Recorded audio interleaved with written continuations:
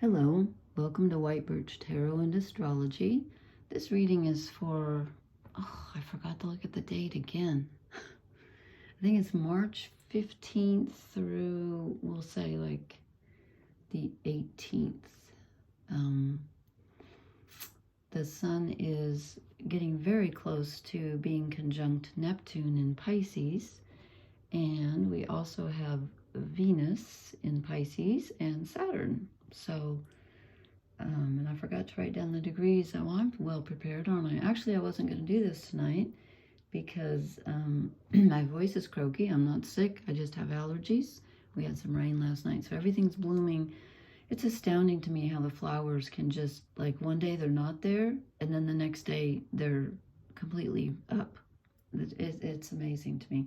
Anyway, so I just felt like doing a reading with the fairy cards because they were calling me. And I also, it's funny, I felt like lately I've been a little bit stressing the negative side of Piscean energy rather than the positive.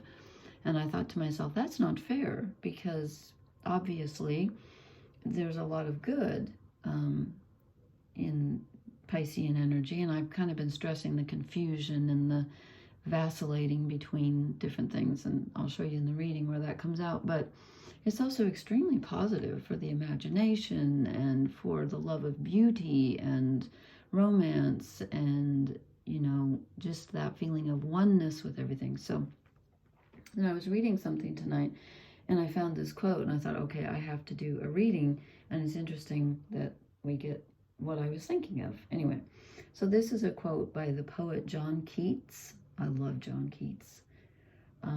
He said, "I am certain of nothing but the holiness of the heart's affections and the truth of the imagination." I love that, the truth of the imagination. Yeah, because normally we don't think of the imagination as being true, but only a poet would say that. Good for him. So anyway, I thought I started out to do the cross of truth, and then the fairy cards won't cooperate, I don't think. Maybe they did. I don't know. I don't think so. But anyway, this card in the middle, this is us. And actually, like I said, I'm not sure these cards follow a pattern, but this is us right now. We're in two minds. And, you know, Pisces energy can do that to you because it's like the ocean tide coming to sweep you off the beach, and you can't really get your footing. And so part of you wants to run away and join the circus and, you know, live with the fairies in the woods. And part of you wants to do something practical and, you know, write a symphony or write a poem or paint a painting or whatever. And you're just not quite sure because it can be confusing. It can be confusing, although Mercury has moved into Aries, I believe. So that helps a bit. Yeah, it is. Anyway.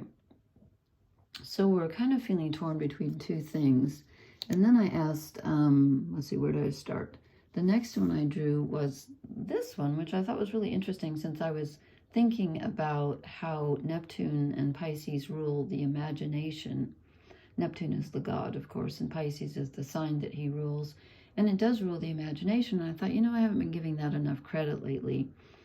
And then I draw the dreaming, which is, that's what this is. It's the card of the imagination and using your imagination for whatever you want to use it for, you know, hopefully something positive. I mean, you can lose yourself in your imagination and waste a lot of time. It can also be a lot of fun, or you can use it and then create something out of it.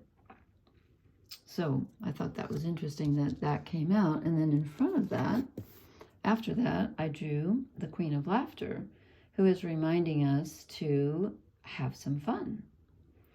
And, you know, this, with Saturn in Pisces, this can be kind of a heavy energy because Saturn is responsibility and it's reality.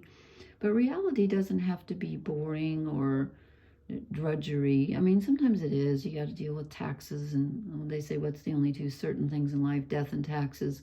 I disagree with that. I say, you know, love is certain, unless you're, you know, don't have a heart. Everybody does, I think. And lots of things are certain. So she's just reminding us to have some fun along the way.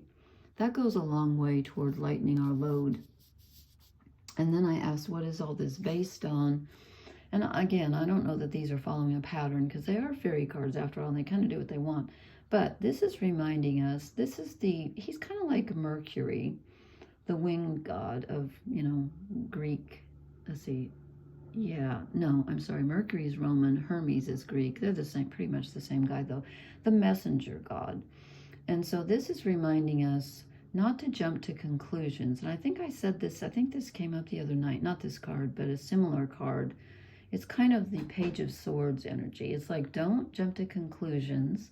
If someone says something that you don't understand, don't assume the worst. He can be kind of malicious and spiteful and cause confusion. And so when Mercury is in Aries, we can be a little hot-headed, and our thoughts can lead us down roads where we can jump to angry conclusions without any proof.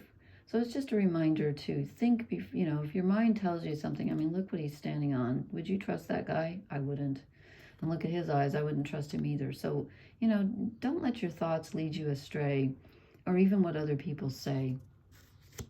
And then I asked what blesses us. And again, I'm not sure this is following a pattern, but we got the Fairy of Growth, which is exactly what it looks like. This is a time of immense growth if we choose to examine, where we've been, what we want to do in the future.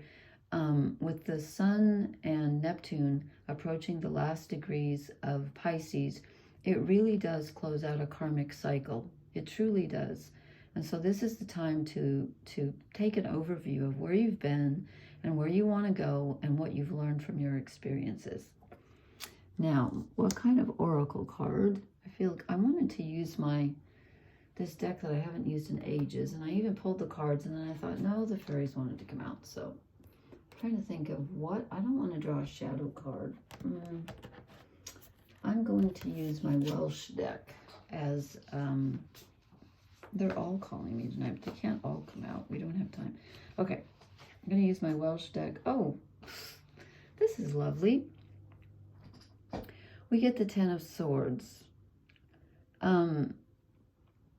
So this kind of goes with the messenger, in that swords are thinking, and and we're in two minds. So I think we've been perhaps overthinking something, or letting our thoughts plague us, instead of just being in the here and now and enjoying our imagination. Just dream of good things, fun things. And that will help us grow, more than just turning over these negative thoughts in our minds, because your mind can drive you crazy, truly. I'm going to draw one oracle card just to top it off. But I think that kind of tells us what we're doing here. Okay. Doesn't really fit in, but this is my favorite card. I have two favorite cards in this deck. This is the Wisdom of the Oracle by Colette Baron Reed. Loyal Heart. You know what? That goes with the quote that I read at the beginning. Let me go back to that. Where did it go? It just disappeared. I am certain of nothing but the holiness of the heart's affections and the truth of the imagination. Okay, well, we get both of them. We get the dreaming, which is the imagination, right here. And we get the holiness of the heart's affections. So follow your heart, follow your imagination, and don't forget to have fun. And it will lead you to a time of growth right now. I think I'm feeling that. So things are lightening up in a way. I'm not saying they're not difficult, but they are leading us somewhere. So if you're in two minds right now, try to let go of the thoughts and move more to the imagination. Okay, that's all I have for you tonight. Thank you so much for listening. Please hit the like, share, and subscribe buttons. I always appreciate your comments. Blessings. Good night.